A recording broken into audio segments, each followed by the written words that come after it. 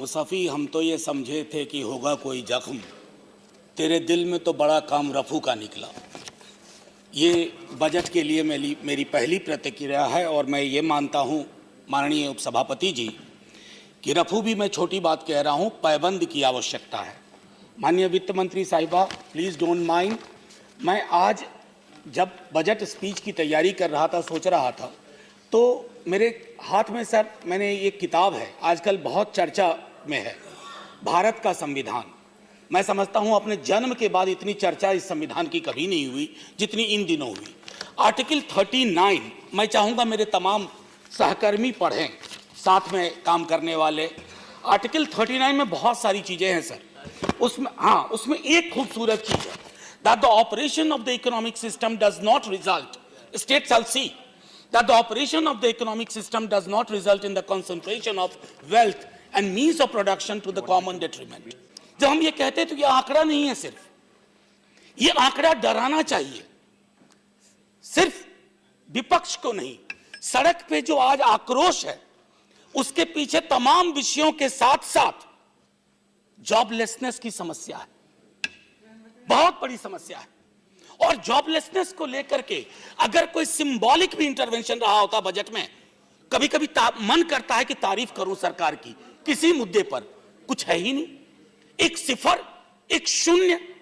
ये जॉबलेसनेस ऐसा विकराल रूप ले लेगी, मुझे डर है कि आने वाले दिनों में हमें ऐसी छवियां ना देखनी पड़े अपने मुल्क में, अपने समाज में, जिन छवियों से हम में से हर कोई डरेगा। अगर मैं ये कहूं कि जो एलोकेशन है एमजी नरेगा, कई लोगों ने कहा जितना आप स्पेंड करना चाहते हैं आपने उससे कम एलोकेशन किया है। ये कौन सी सोच है? मुझे नहीं लगता ये कौन लोग बजट बना रहे हैं।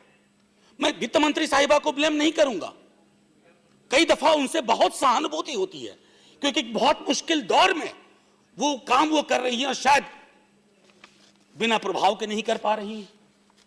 ये एक महत्वपूर्ण चीज है। जॉबलेसनेस को लेकर के जो सर मैं कह रहा था कि अगर आप देखें तो इसके मैट्रिक्स का इवोल्यूशन देखिएगा तो इनइक्वालिटी भी बढ़ने जा रही है। अभी कई लोगों ने चर्चा की वेल्थ कॉन्सेंट्रेशन की। वेल्थ कॉन्सेंट्रेशन अपने आप में इसके रेप्लिकेशन उसका इतना होगा समाज में, इस प्रकार की स्नोबॉलिंग होगी। आपने क्या सेफ्टी नेटवर्क इस्तेमाल किया? मैं समझता हूं, एक कहते हैं कि असलम बरे वकार से डिग्री वसूल की, उसके बाद शहर में खोमचा लगा गए। अब खोमचे में पकौड़े, अब पकौड़े तलने से परहेज नहीं है सर, तल लेंगे, युवा तल लेंगे, युवा हमारे कर्मठ है, लेकिन सर खिलाने वालों की भी, क्योंकि डिमांड तो आपका जीरो है। डिमांड जीरो है तो पकौड़े खाएगा कौन? हाँ, और एक और चीज, माननीय फाइनेंस मिनिस्टर साहिबा नहीं है, उनके जूनियर भी नहीं है, कुछ समझ में नहीं आ रहा है सर। मैं आप ही के माध्यम से बात रख रहा हूं, सदन की बात चली जाती है सर। आज ही कृपया mister Hussain Dalwai don't talk. ये आपसे कितनी बार रिक्वेस्ट की जाए, उनको बोलने दीजिए इधर। हाँ मनोज जी, आप मनोज जी की बात नहीं सुनना चाहते? मैं प्लीज सर, मैं कह रहा था आज ही एक बहुत बड़ी खबर आई है। 17-18 की जो CAG ऑडिट है, 94,036 crore of proceeds of education cess is unutilised. यहां शिक्षक नियोजन नहीं हो रहा है, स्कूलों के इंफ्रास्ट्रक्चर नहीं है, गुणवत्ता की बात नहीं हो रही है। 94,036 crore rupees are lying unutilised. Who is responsible for it? Is this सबका साथ, सबका विकास, सबका विश्वास? ये आपकी प्राथमिकता को भी बताता है, और तमाशे प्राथमिकता को बदल नहीं सकते सर।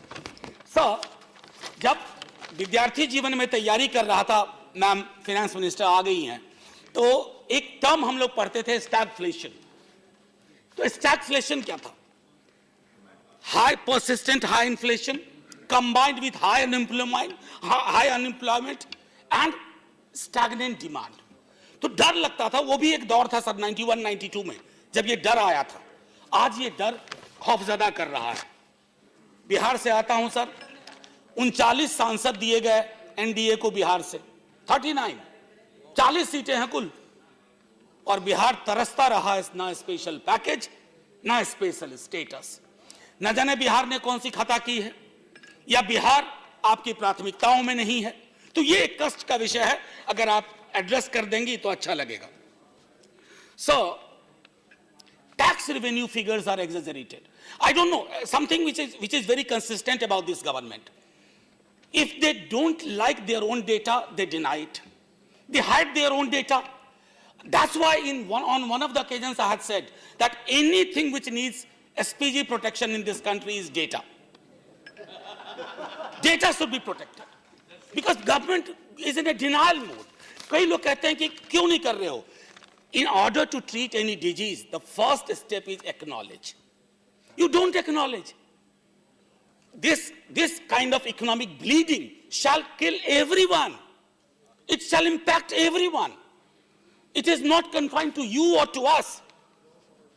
Now, एक LIC को लेकर के तो भीतर से बहुत कष्ट हुआ है सर। सर, वो हाथ यूं बना हुआ बचपन से देखते आए थे, राष्ट्रीय जीवन बीमा निगम। सर, हमारे जीवन की सुरक्षा करता था, हम ही उसका जीवन सुरक्षित नहीं रख पाए।